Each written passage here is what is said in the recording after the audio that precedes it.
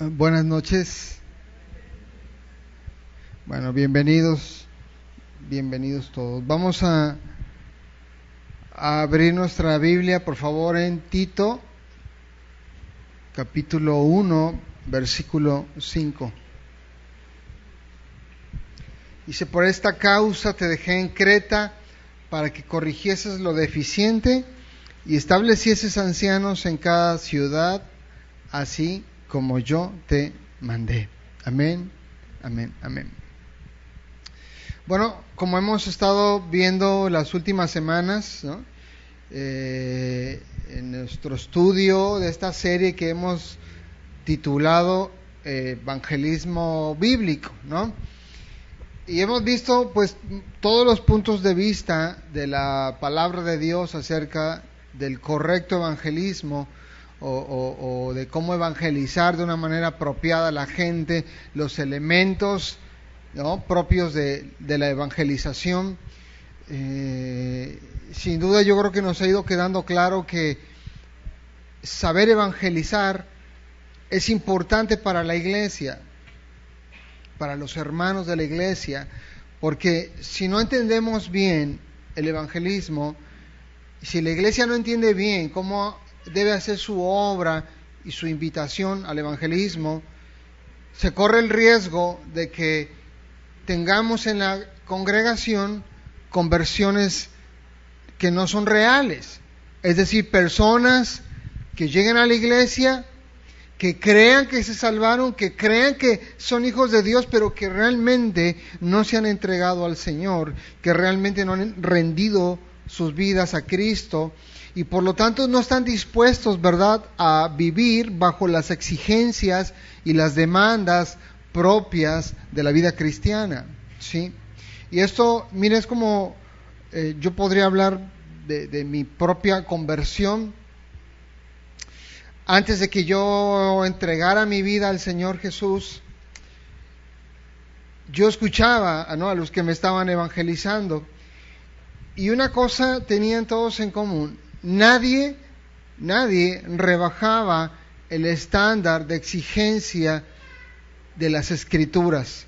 Es decir, ninguno de los que me quiso evangelizar me trató de acomodar el mensaje para que yo fuese seducido o atraído por un mensaje prometedor para mi vida. Prácticamente todos los que me estuvieron compartiendo la verdad de Dios me advertían, ¿verdad?, que acercarme al Señor Jesús, y si en verdad yo quería ser salvo, tenía que rendir completamente mi vida a Cristo, rendir mis sueños y mis propósitos a Él y empezar una nueva vida bajo el estándar bíblico de conducta. Evidentemente yo todo ese tiempo que estuve ahí escuchando, me fui dando, y al ver la vida de las personas que me compartían, a mí me fue quedando muy, muy claro que la entrega a Cristo, que la conversión iba a implicar un absoluto cambio en mi vida, que yo no podía seguir igual pensando: sí, ya soy cristiano, pero sigo como siempre. No, yo fui apercibido, y entonces vamos a decir que hasta cierto punto yo sabía hasta dónde iba a llegar mi compromiso en la fe, ¿no? Es así que cuando la iglesia evangeliza correctamente, la gente que se salva de verdad. Y es entonces cuando la iglesia crece, madura, ¿verdad?, porque sus miembros están comprometidos completamente con la obra, están comprometidos completamente con el Señor Jesucristo. A diferencia, ¿verdad?, de las iglesias donde el evangelio es rebajado, es disminuido o es expuesto de una manera que sea simplemente agradable al público, pues esas personas no van a tener un compromiso total con Dios, ¿verdad?, sino que en la medida en la que se les siga dando lo que a ellos les gusta, van a permanecer. Pero en cuanto haya una exigencia, va a haber un cambio en la actitud de las personas, ¿no? No debemos perder de vista que una mala evangelización puede llevar a los nuevos a tener expectativas equivocadas respecto de Dios. Pensar que Dios es como un genio de una lámpara que va a cumplir todos sus deseos. cuando eso es completamente falso, es completamente equivocado. Dios no es un genio de ninguna lámpara que va a cumplir nuestros deseos si venimos a la iglesia. Dios es un Dios soberano, ¿verdad? Y Él ya puso el camino a la salvación. Todos aquellos que rindan su vida a Cristo, su Hijo amado, el que Él ya envió a morir por nuestros pecados en la cruz, el cual ya resucitó y hoy está sentado a la diestra del Padre, para que todos los que creen en Él no se pierdan, sino que tengan vida eterna. Pues bueno, todos los que siguen ¿verdad? Esa fe y creen esta verdad y se rinden completamente, van a ser salvos. Pero no tienen ninguna expectativa de que Dios les cumpla algún capricho personal que tengan, ¿no? Entonces vemos el evangelismo, hermanos, es importante que la iglesia lo entienda, que sea claro. Si nosotros queremos crecer como casa de oración, madurar, ¿verdad? Y ver un montón de miembros comprometidos en la congre, en la iglesia, lo que tenemos que hacer es evangelizar bíblicamente a los inconversos. Amén. Ahora, el evangelismo, pues sin duda el evangelismo es realizado, ¿verdad? Uno por uno, vamos a decir que en la calle o fuera de la asamblea, todos los hermanos van, llevan la semilla de la palabra de Dios a la gente inconversa. Pero hay una parte del evangelismo que se lleva a cabo aquí dentro de la congregación y es un poco lo que vamos a ver esta noche. Yo voy a compartir con ustedes, hermanos, cómo se lleva a cabo la evangelización desde la congregación. Hemos estado viendo en todas estas semanas, casi 8 o 10 semanas, el evangelismo en cuanto a cómo uno debe compartir la verdad, ¿verdad?, con el prójimo. Pero la evangelización no solo se queda en las calles, sino que continúa acá en el templo. Usted invita a una persona, usted comparte la verdad de Dios a una persona y la trae a la iglesia. Y la expectativa es que esas personas que llegan a la congregación sean en cierto punto confirmadas en su fe o confirmadas en cuanto a lo que están buscando, ¿verdad? Usted no va a estar evangelizando a alguien, lo va a traer para que ese día la persona salga feliz y contenta porque hubo juegos y diversión esa tarde, ¿verdad? Usted si trae un invitado a la iglesia es para apoyar lo que usted ya viene compartiendo con el nuevo, ¿verdad? Lo que se predique desde el púlpito. Los nuevos no vienen a buscar entretenimiento, porque si eso fuese, mejor invítelo al cine, ¿verdad? O llévelo a un circo o a cualquier otro lado. Pero si uno trae a un invitado a la iglesia, la expectativa ¿cuál debe de ser? Que él se sienta cómodo, que el nuevo se sienta, ay, estoy re feliz con los cristianos, son la cosa más chévere que me ha topado en la vida. Esa debe ser la expectativa. Que digan, no hombre, o sea, súper... Lo mejor que le puede pasar a un nuevo que llega a la iglesia es que se sienta confrontado con su pecado, que diga, uy, como que me sentí en el infierno por una hora y ahora tengo una necesidad de salvación que no tenía antes, ¿no?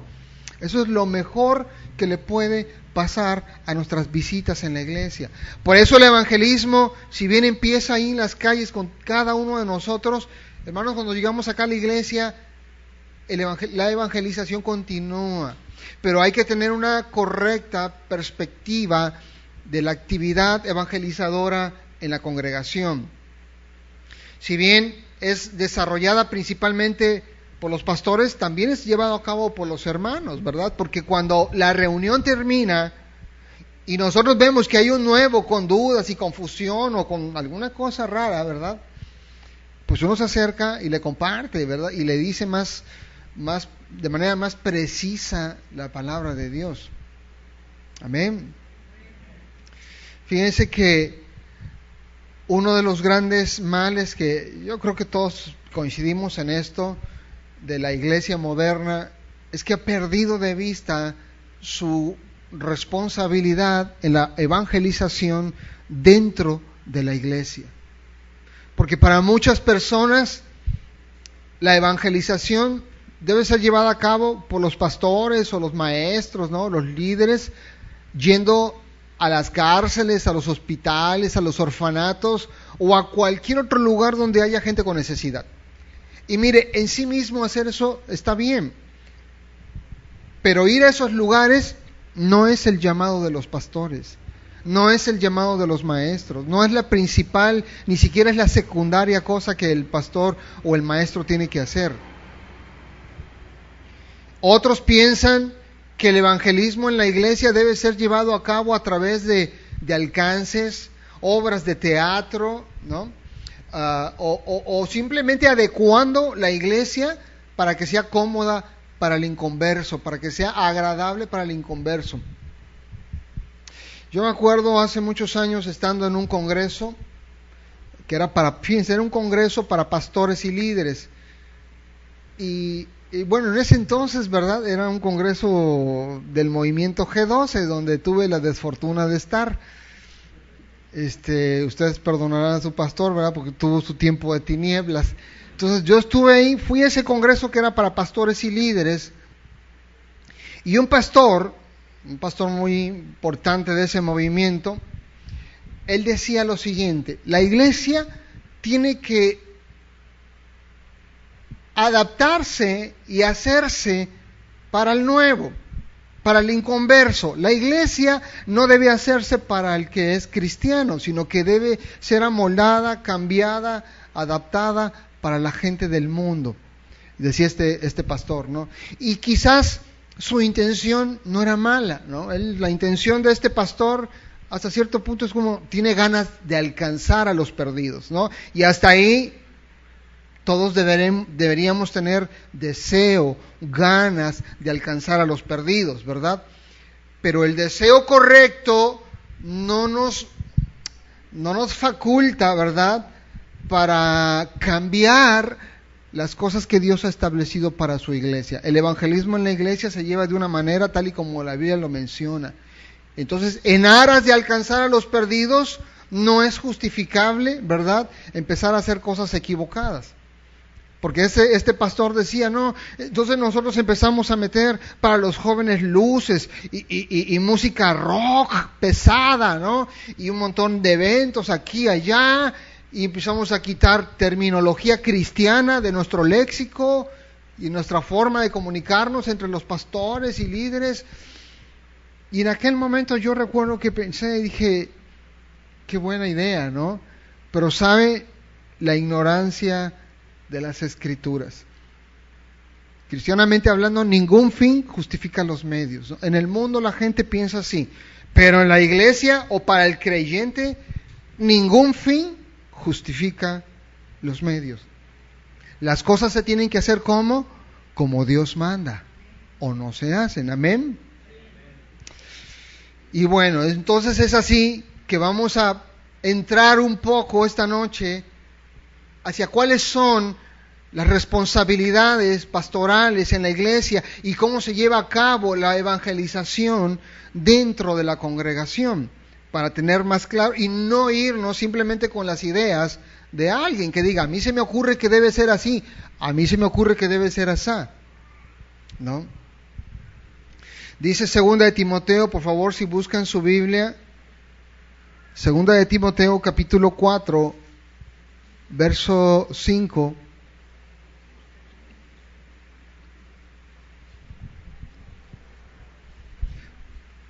Pablo le escribe a Timoteo, que era un joven pastor, le dice, pero tú Timoteo, sé sobrio en todo, soporta las aflicciones, haz obra de evangelista, cumple tu ministerio.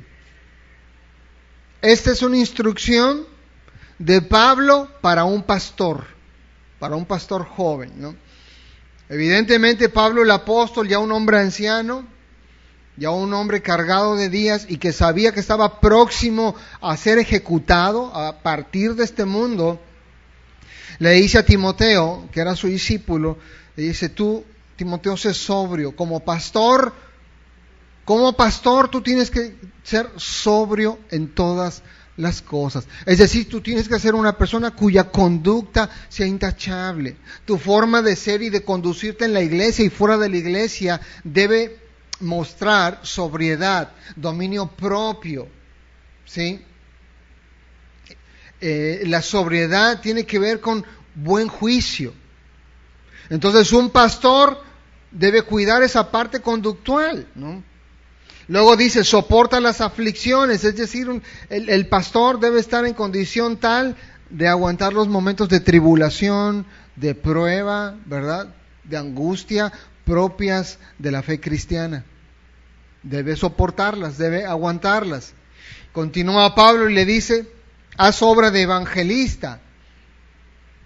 Entonces vemos el pastor, en su rol como pastor, la conducta es importante. La conducta del pastor debe ser sobria. El aguante del pastor también es importante en la dificultad, en la prueba. Y cuando hablo pastor no me refiero solamente al pastor principal, sino que a todos los líderes en general, a todos los que servimos en la casa de Dios, ¿verdad? Entonces dice, debe tener aguante para soportar aflicciones, pero también debe hacer obra de evangelista. Obra de evangelista. Es decir, tú tienes que proclamar las buenas nuevas de Dios. ¿Qué hace un evangelista? ¿Qué hacen los que evangelizan? Exponen al inconverso, ¿qué? La palabra de Dios. Le explican al nuevo, a la gente que no conoce de Dios, le dicen lo que la Biblia menciona respecto de la salvación. Eso es lo que hacen lo que hacemos los evangelistas, ¿verdad? Le predicamos a la gente quién es Cristo, qué hizo por ellos, la condición de ellos debido al pecado, el único camino a la salvación. Entonces, eso es lo que hace un evangelista. Bueno, el pastor debe hacerlo también. Debe exponer, le dice Pablo, cumple tu ministerio.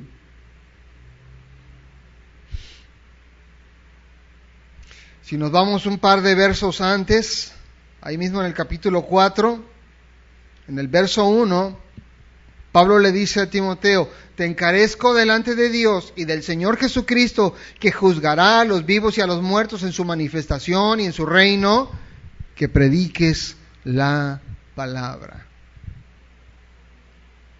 Sabiendo que estaba próximo a la muerte y que está dejando las últimas recomendaciones a aquel hombre que iba a continuar la obra que Pablo había iniciado, esto hace que esas palabras últimas de esta última carta, y no perdamos de vista que segunda de Timoteo son las últimas palabras de Pablo. No hay más. Después de segunda de Timoteo, Pablo falleció, lo decapitaron. Y Pablo sabía que eso iba a pasar. Él ya estaba consciente de que estaba a punto de ser ejecutado. Entonces está por pasar al otro mundo. Y el hombre que va a continuar la labor pastoral es Timoteo. Entonces estas palabras revisten una importancia más allá de lo normal. Y le dice, te encarezco delante de Dios. Es decir, con una gran solemnidad le dice, Timoteo, no se te ocurra hacer algo distinto de lo que te voy a encomendar. ¿Y qué es la cosa que le encomienda con tanta vehemencia y solemnidad? Que prediques la palabra. ¿Cómo evangelizan los pastores, los maestros, los líderes en la iglesia?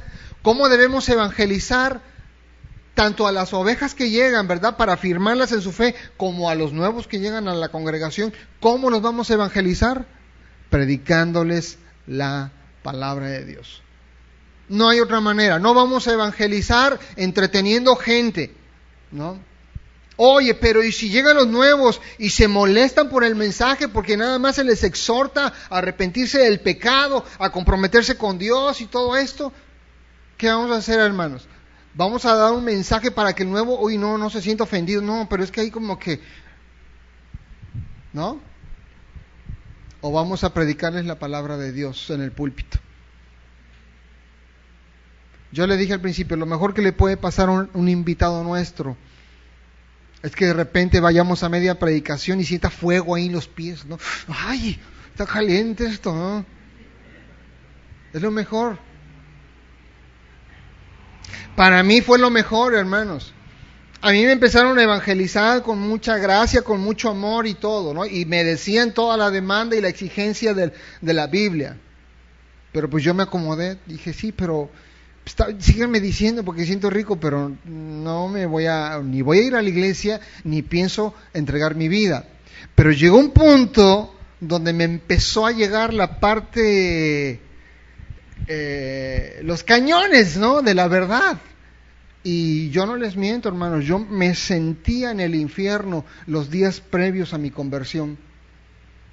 Pero esa sensación de decir, me voy a ir al infierno, no me quiero morir, que no se me vaya a caer una piedra del cielo y me mate porque sé que me voy al infierno. O sea, esa sensación de saber que yo le pertenecía a Satanás por mis pecados, me hizo andar con un temor. Entonces yo salía, iba al trabajo y como manejaba y no vaya a chocar y vaya yo a morir en un accidente y no me he salvado. Entonces yo andaba súper preocupado hasta que me salvé. Pero ¿sabe qué? Eso me generó urgencia. Hay una urgencia. Entonces, ¿qué es lo mejor que podemos hacer para evangelizar? Hermanos, decir la verdad a la gente. Usted se va a ir al infierno si no entrega su vida a Cristo, si no se rinde a Él, si no se arrepiente de sus pecados, si no se arrepiente de la idolatría que ha tenido hacia cualquier objeto que no es Dios. Por eso Pablo le dice a Timoteo, te encarezco delante de Dios y más vale que no se te olvide, joven pastor Timoteo, predica la palabra. Predica la palabra. Él le pudo haber dicho, entretén a mis ovejas, cuídamelas mucho, que estén felices, motívalas, que conquisten el mundo. ¿Verdad? Pero no. Él le dice que prediques la palabra. Punto y coma. Que instes a tiempo y fuera de tiempo. La predicación de la palabra, hermano, nos lleva a instar a la gente.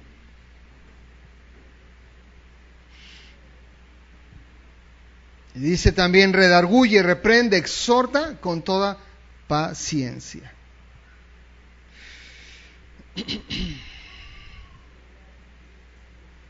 Hay que exhortar, hay que amonestar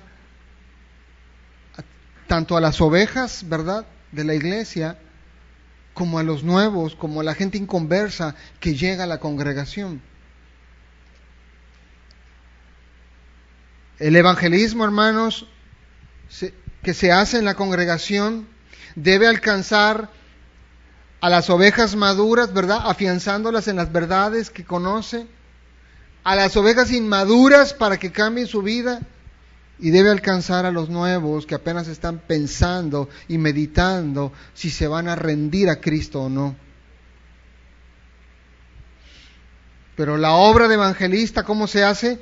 Predicando la palabra de Dios. No hay otra manera. No es con obras de teatro, hermanos, no es con videos, ni con videoclips, ni es predicando la palabra de Dios. Hechos 20, si busca por favor Hechos 20, verso 26.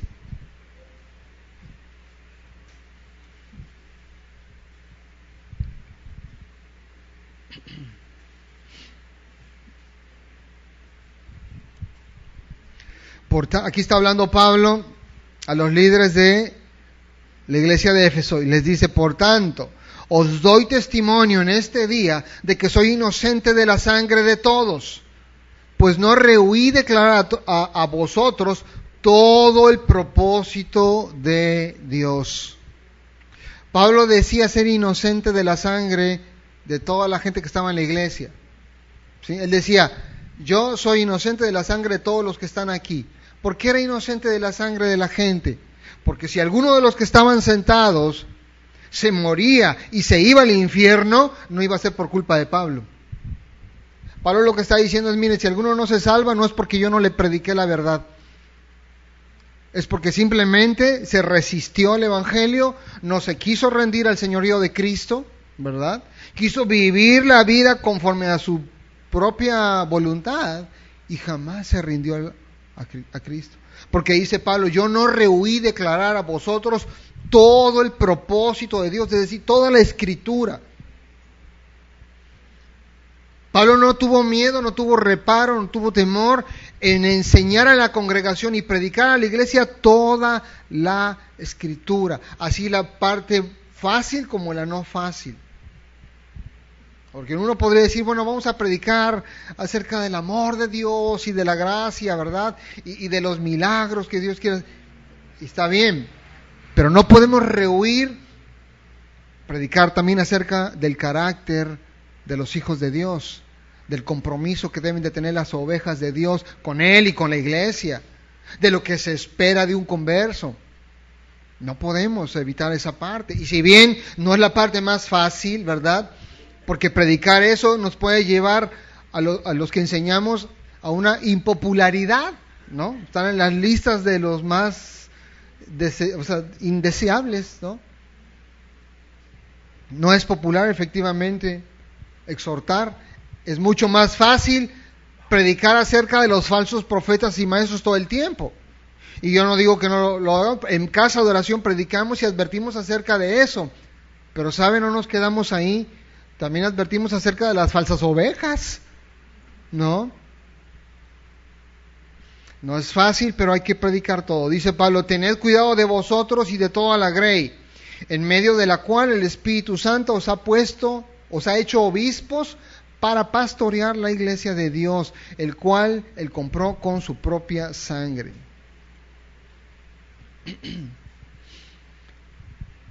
Pablo está diciendo aquí, ¿no? Lo que está diciendo entre líneas es: no me pueden acusar de no haber evangelizado. No me pueden acusar de que no hubo evangelismo en la iglesia. ¿Por qué? Porque yo les prediqué todo el consejo de Dios. Todo, absolutamente todo el consejo de Dios. Así que la gente ya sabía a qué atenerse con eso del cristianismo, ¿verdad? Jeremías 26:2, si busca, por favor.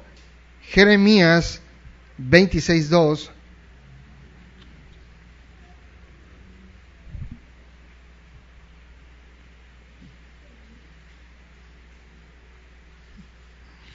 Así dice el Señor: ponte en el atrio de la casa del Señor y habla a todas las ciudades de Judá que vienen a adorar en la casa del Señor. Todas las palabras que te he mandado decirles, no omitas ni una palabra. Esa es una orden dada por Dios. ¿A quiénes? A todos los que estamos en la casa de Él. A todos los que le servimos en la enseñanza, en la predicación. Y dice el Señor: ponte en el atrio de la casa del Señor y habla a quienes, a todas las ciudades que vienen a adorar. Es decir, fíjate cómo el Señor le estaba diciendo a los ministros: toda aquella gente que viene a mi casa a adorar, ¿no? Toda aquella gente que llega a la iglesia, vamos a parafrasear. Y es como si Dios dijera: miren, pastores y maestros, toda la gente que llega a la iglesia a adorarme, dice, háblenle todas las palabras que yo les he mandado, no omitan ni una palabra. ¿Cuál es la responsabilidad de los pastores, de los maestros, para con la gente que viene a adorar a Dios en la iglesia? Predicarles la palabra, exhortarlos, amonestarlos a que cambien, a que se rindan al señorío de Cristo. No los podemos entretener, ¿verdad? No se trata de hacerlos pasar una buena tarde y que digan, no, yo regreso, está re bien, ¿no? Qué bueno que no fui al cine, estuvo mejor la iglesia. No, la cosa es que la gente pueda tener una reflexión y que conozcan al Dios de la Biblia. Que por escuchar la palabra sepan que lo que ellos han querido quizás por mucho tiempo estaba equivocado. Por eso le dice Pablo en 2 Timoteo 4, 1 y 2, te encarezco delante de Dios y del Señor Jesucristo, que juzgará a los vivos y a los muertos en su manifestación y en su reino, que prediques la palabra, que instes a tiempo y fuera de tiempo. Hermanos, instar significa repetir la súplica o la petición, insistir en ella con ahínco, apretar o urgir la pronta ejecución de algo. Cuando nosotros instamos desde el púlpito ¿Qué es lo que vamos a hacer? Vamos a estar repitiendo una y otra vez las verdades que ya están en la Biblia.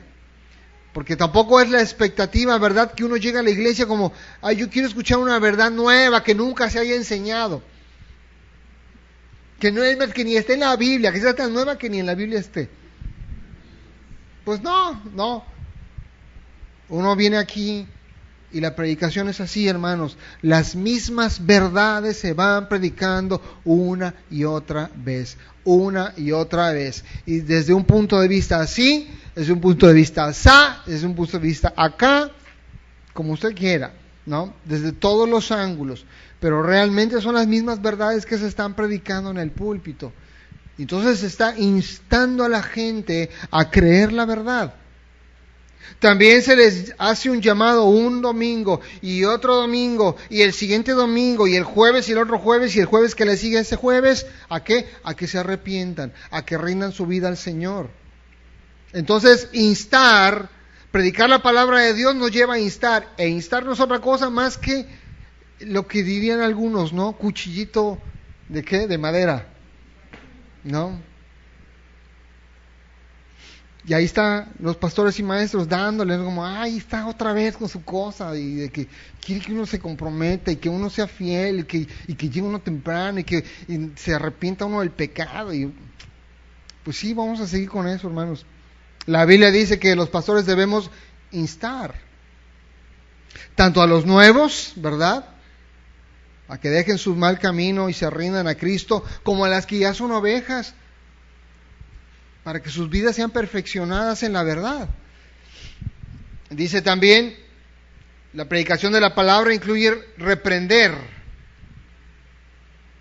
Y reprender significa corregir, amonestar a alguien, desaprobando lo que ha dicho o hecho.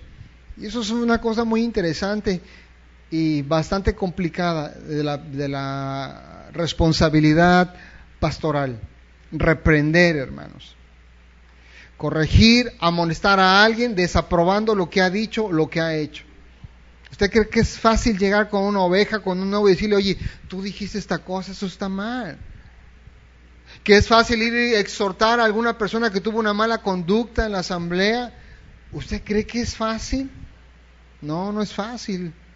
No es fácil. Pero es una actividad que va asociada con la predicación de la palabra. Pablo dice, predica la palabra. Y a continuación vienen ciertas acciones. Insta, reprende, ¿no? ¿Cómo vamos a reprender? Con la palabra de Dios. Oye, tú dijiste tal cosa, pero la Biblia dice que nosotros debemos guardar este otro. Oye, tú tuviste esta actitud, pero la Biblia dice que esa es la actitud correcta. Entonces tenemos que ir a reprender con la palabra de Dios. La gente que está sentada, el que nos visita y el que ya es oveja del Señor, se le tiene que reprender para que cambie, para que se arrepienta de su mal camino. Amén. La responsabilidad de evangelismo, hermanos, no solo se trata de exponer una doctrina correcta, ¿no? Como decir, bueno, ya se les dijo la verdad. No, pero ahora se les amonesta para que crean esa verdad. Se les urge para que cambien sus vidas. No solo es una exposición de verdades, sino que lleva implícito también una supervisión, un pastoreo, ¿verdad? De que, oigan, hermanos, tenemos que cambiar en esto, tenemos que quitar este pecado de nuestra vida, ¿no? Las ovejas deben aprender lo que es una vida santa. El nuevo debe saber que el cristianismo no es una filosofía ni una ideología de vida, no. El cristianismo es una relación con Dios que nos lleva a un cambio total de vida, que nos lleva a pensar, a hablar y vivir de una manera diferente a como éramos antes. Amén. En ese reprender, los nuevos van a entender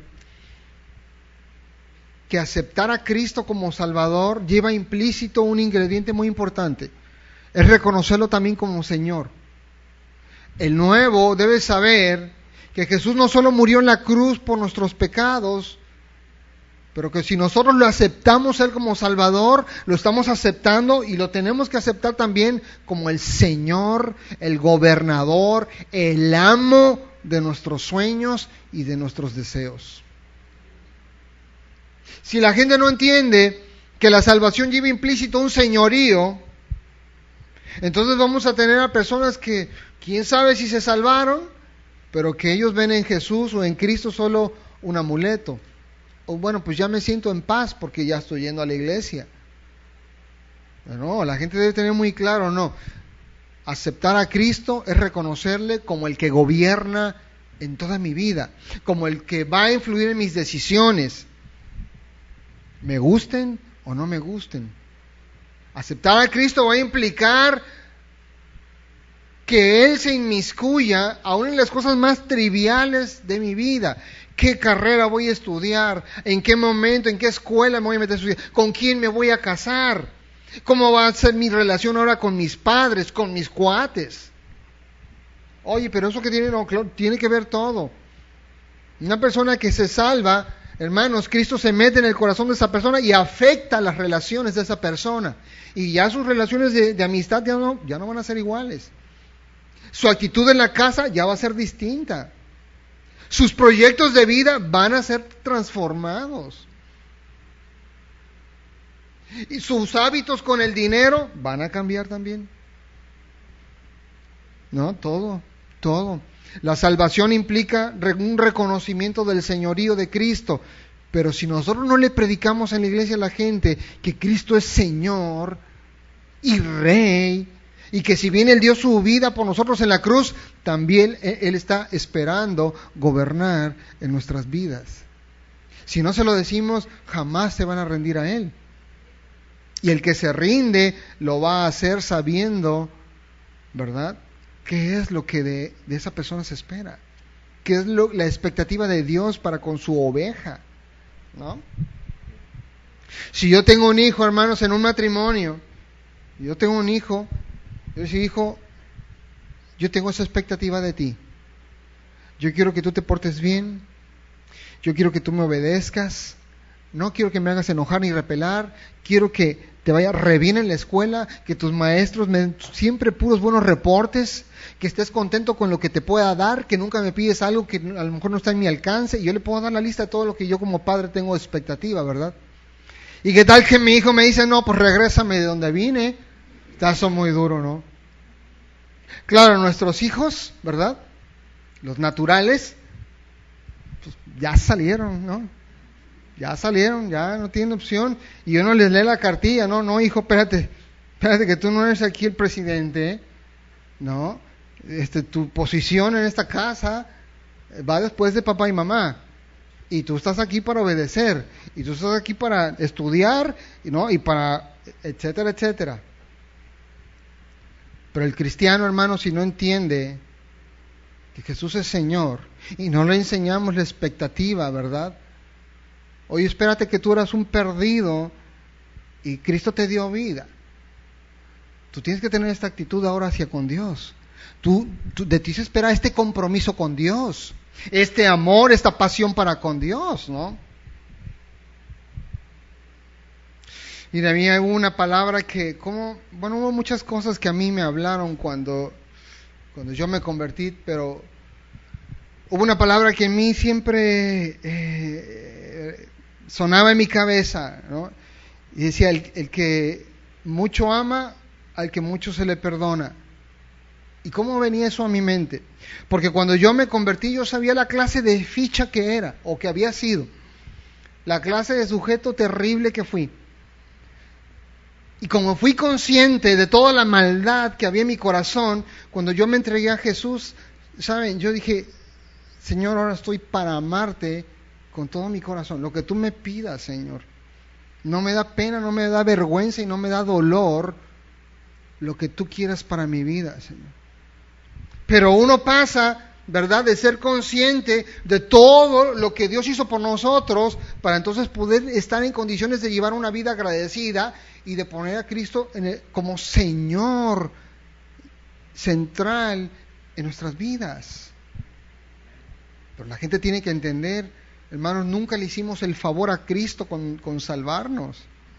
No le hicimos el favor. No crean que, sí, y yo soy el chicharito de la fe. Entonces, por eso me salvó el Señor, para que meta goles. No, nadie, ninguno de nosotros, de lo vil y de lo menospreciado del mundo, de ahí nos sacó el Señor, hermanos. Amén. Dice 1 Timoteo 4:6.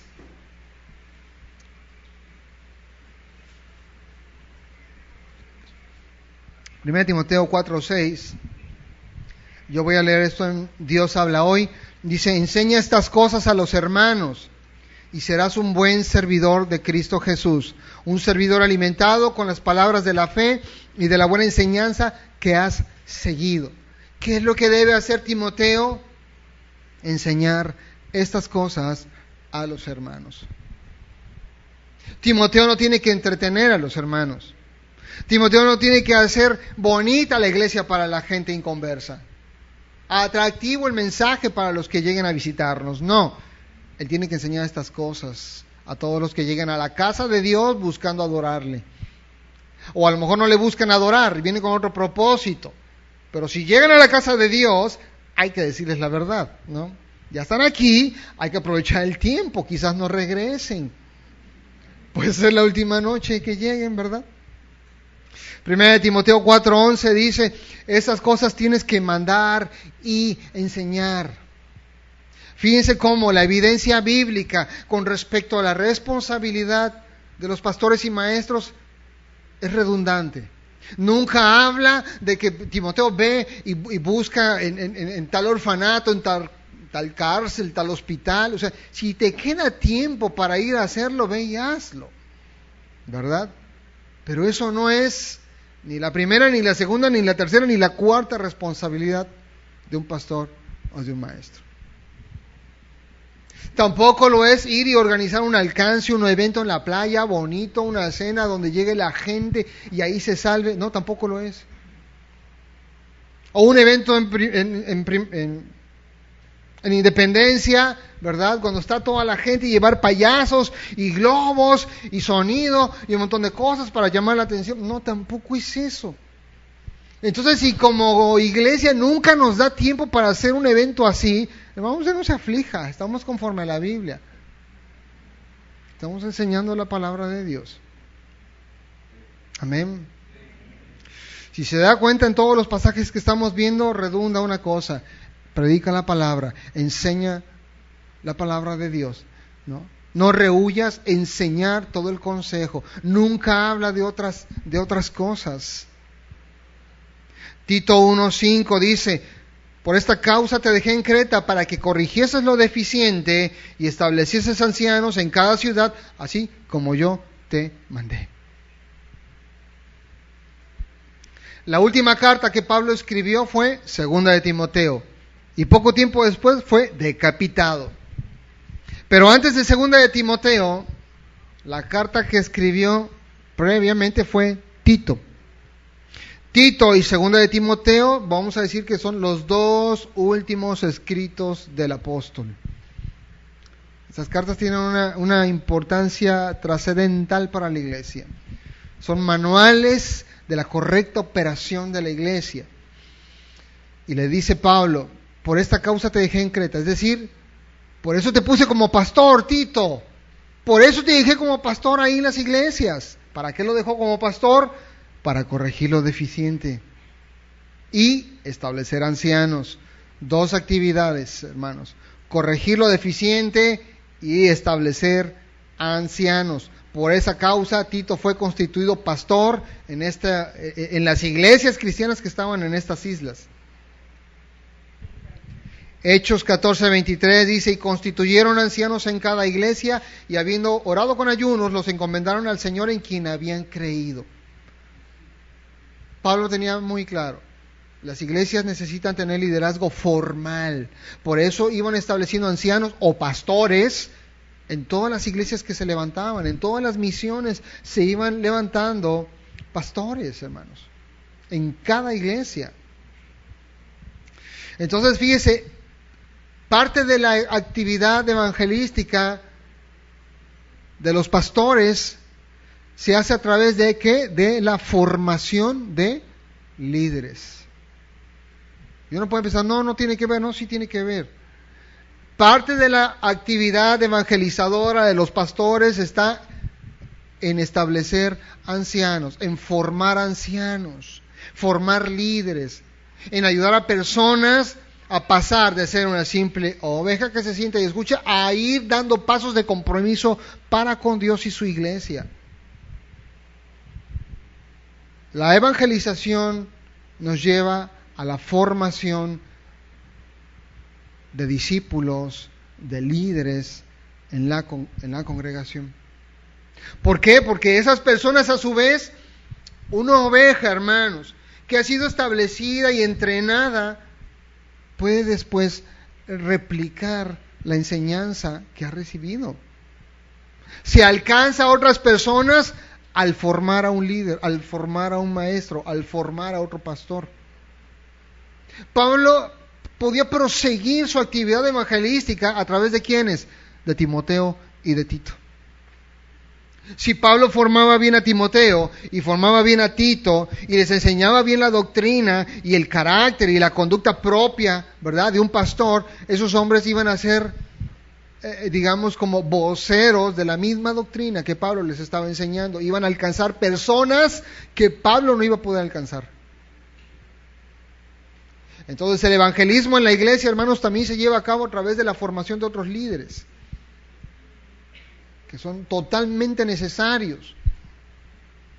No sé si usted se ha dado cuenta, pero cuando la asamblea termina, a veces sabemos tantas personas que si solo el pastor fuera el único encargado de poder hablar con todos, ¿sabe cuándo le iba a tocar alguna exhortación? Y iba a decir, uy, qué bueno, nunca, ¿no? O un consejo, vamos, no sé lo que sea. Pero en la medida en la que empieza a haber personas capacitadas, entrenadas, el pastor no es el único que llega a esas almas, ¿verdad? Empieza a haber un ejército de discípulos, de gente entrenada en la verdad, que pueden acercarse, que ven a un nuevo por allá. Oiga, hermano, ¿y qué pasó? ¿Y qué le pareció el mensaje? No es que no lo entendí. Pues déjeme, yo le voy a explicar un poco más, ¿no? En tanto que el pastor está apenas acá dando un paso, bueno, pues ya lo agarraron por allá, algún otro hermano que ya está maduro en la fe, ¿verdad? Por eso la evangelización en la iglesia también se hace a través de la formación de otros líderes. Amén. Dice Pablo, también debes de corregir lo deficiente. Evangelizamos corrigiendo lo deficiente. Corregir, hermanos, implica enmendar, advertir, amonestar, reprender algo que está mal, algo que está errado, desvirtuado o pervertido. Fíjese nada más, Corregir implica enmendar, advertir, amonestar, reprender algo que está mal, que está errado, desvirtuado o de plano pervertido. ¿Pero qué es lo que corregimos? Bueno, no es muy complicado, ¿verdad? Corregimos la doctrina, si es necesario, corregimos la conducta, corregimos la actitud de las ovejas, de las personas que nos visitan también, ¿no? ¿Y cómo hacemos esa corrección? Bueno, nos vamos a 1 de Timoteo 4:13.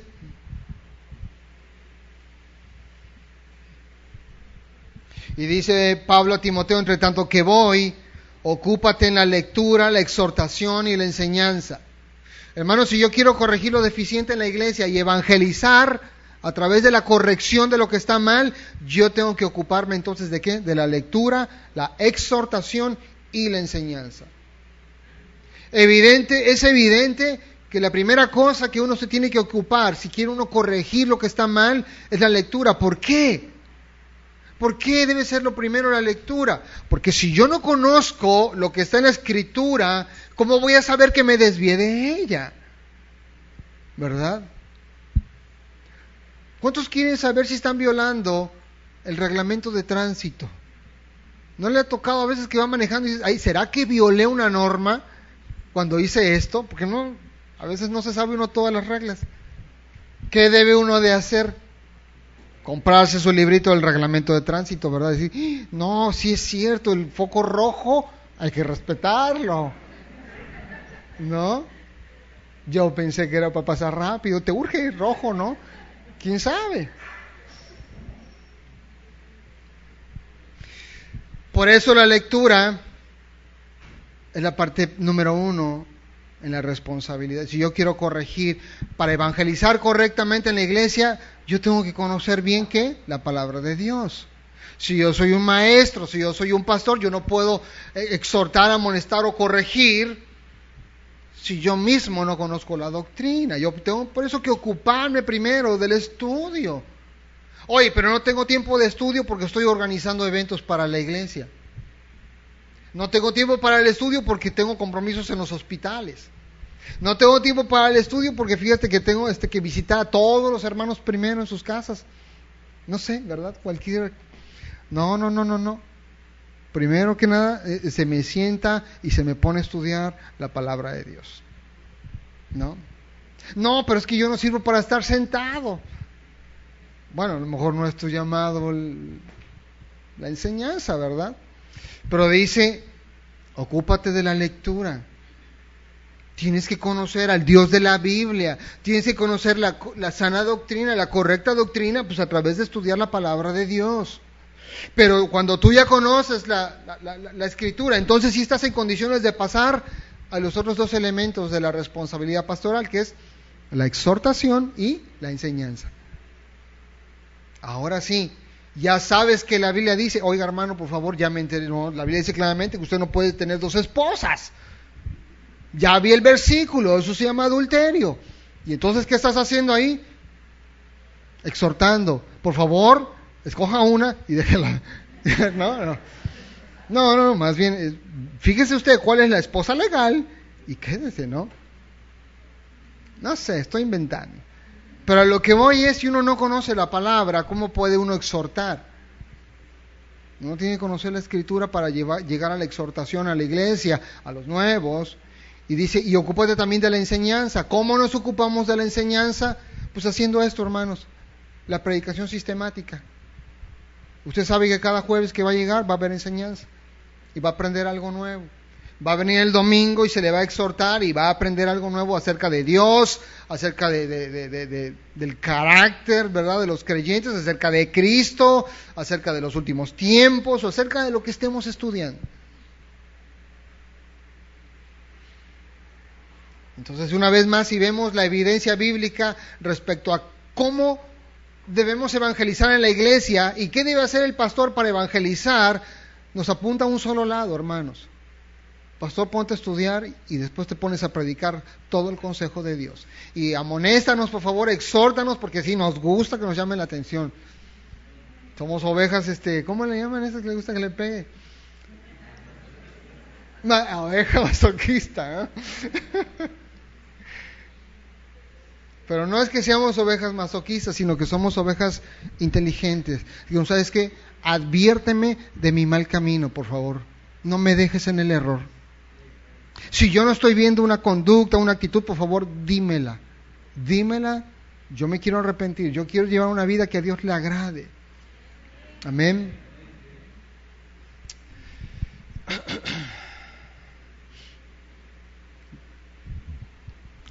Ya para terminar, Colosenses 1:25.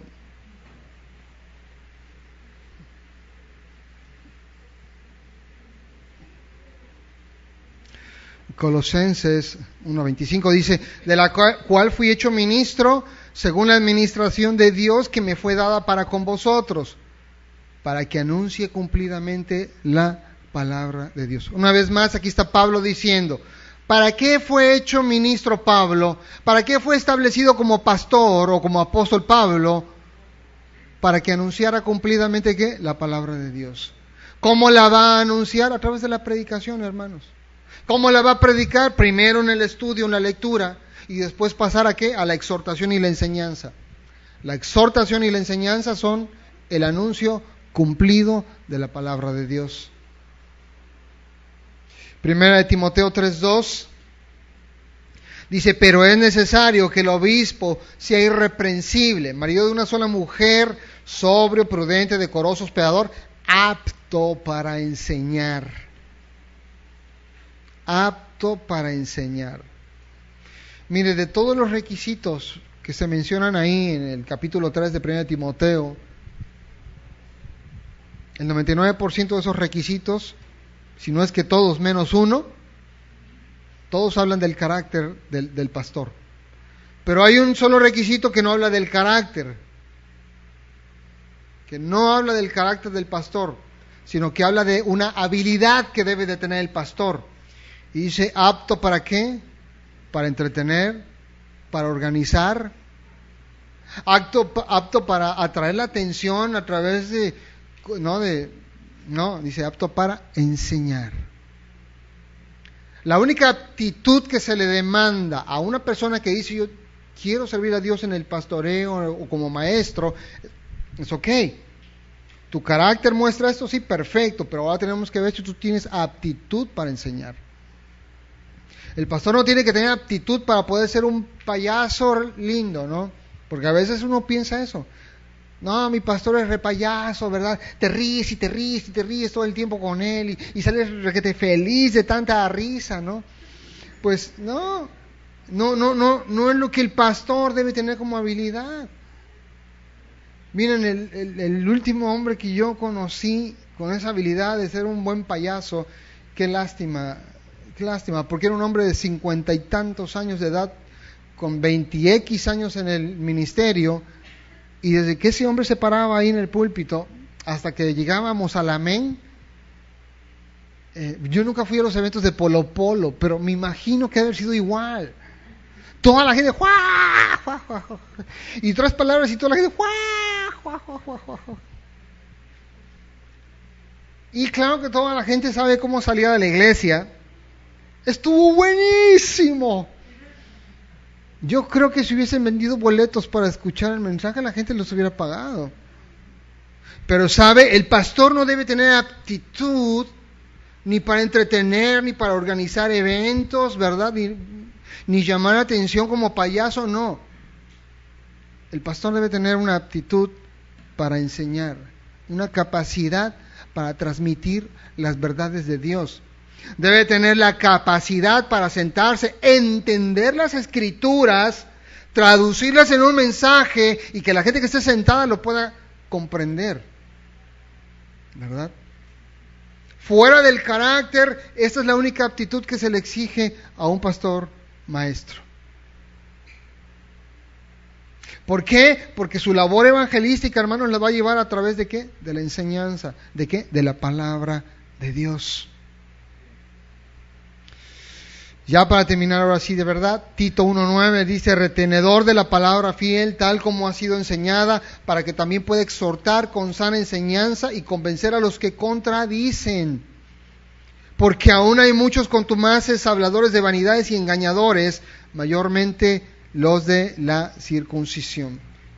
Fíjate, aquí solo se menciona un aspecto más. Aparte de la aptitud para enseñar, el pastor tiene que ser una persona con la capacidad de retener la palabra. Es decir, debe saber tener en la mente verdades, contener las verdades. Y dice cuál es el propósito. Debe ser un retenedor de verdades para que pueda, ¿qué? Dice, exhortar con sana enseñanza y convencer a los que contradicen. ¿Cuánta gente no llega a la iglesia contradiciendo la doctrina cristiana, hermanos? ¿Cuántos de nuestros invitados no llegaron antes así como, sí, pero eso está mal, y ¿no? Contradiciendo, no, y lo que está diciendo está requete mal, y bueno, por eso el evangelismo ocurre así, a través de la predicación. Porque mucha gente que llega, ¿no? Y hasta las ovejas, a veces hay ovejas que llegan contradiciendo la enseñanza. Están sentadas, pero tienen que oír el mensaje, ¿para qué? Para poder convencer a todos esos que contradicen, a todos los que contradicen, sean inconversos o conversos, pero hay que convencerlos. Por eso el pastor, hermanos, debe tener esa aptitud de poder entender la escritura para predicarla, ¿verdad? Poder retenerla en su mente, en su corazón, para llevarla al pueblo de Dios. Si nosotros logramos convencer a un inconverso que contradice la verdad del evangelio, habremos ganado esa alma. Amén. Vamos a ponernos de pie.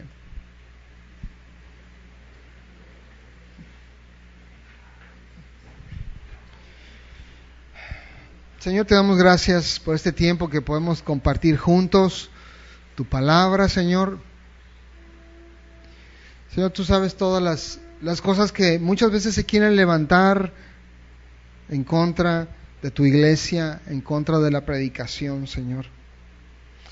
Y te pedimos esta noche, Padre, haz que tu palabra prospere, Señor. Haz tú, Señor, que la predicación en esta iglesia prospere. Señor, tenemos por cierto que no hay nada, ninguna fuerza, ningún poder, ni humano, ni espiritual, que pueda detener esta misión que tú nos has dado como iglesia, Señor. No hay poder humano, ni poder satánico, ni diabólico que pueda detener nuestra misión como iglesia de ir y llevar el Evangelio a las almas, de predicar tu santa palabra, Señor. No hay hombre, no hay mujer, no hay potestad, no hay nada, Señor, que nos pueda apartar de este llamado que tú nos has hecho, Señor. Yo te pido, Señor, guarda esta congregación, Señor. Danos a los que enseñamos toda la gracia para seguirlo haciendo, Señor. Oramos que toda oposición, Señor, hacia los planes que tú tienes para esta iglesia, tú seas quien los quite, Señor. Tú seas quien quite cualquier oposición al propósito de tu iglesia aquí en Casa de Oración, Señor. Ábrenos tú, Señor, las puertas de la nueva sede, Señor, donde tú nos marcaste que deberíamos de ir, Señor. Danos tú la gracia y el favor a todos los que enseñamos, para que no seamos detenidos de venir a enseñar aquí en tu iglesia, Señor. Guarda esta congregación, Señor. Guarda tus ovejas, Señor. El corazón de todas las ovejas en esta asamblea, guárdales, Señor. Llévales a crecer en el conocimiento tuyo, Padre. Y llévanos a cumplir como iglesia con nuestra responsabilidad y hacer la obra de evangelista a la que tú nos has llamado, Señor. Te damos gracias por este tiempo, Señor. Te bendecimos, Padre, en el nombre de Jesús. Amén, amén, amén. Dios les bendiga, hermanos.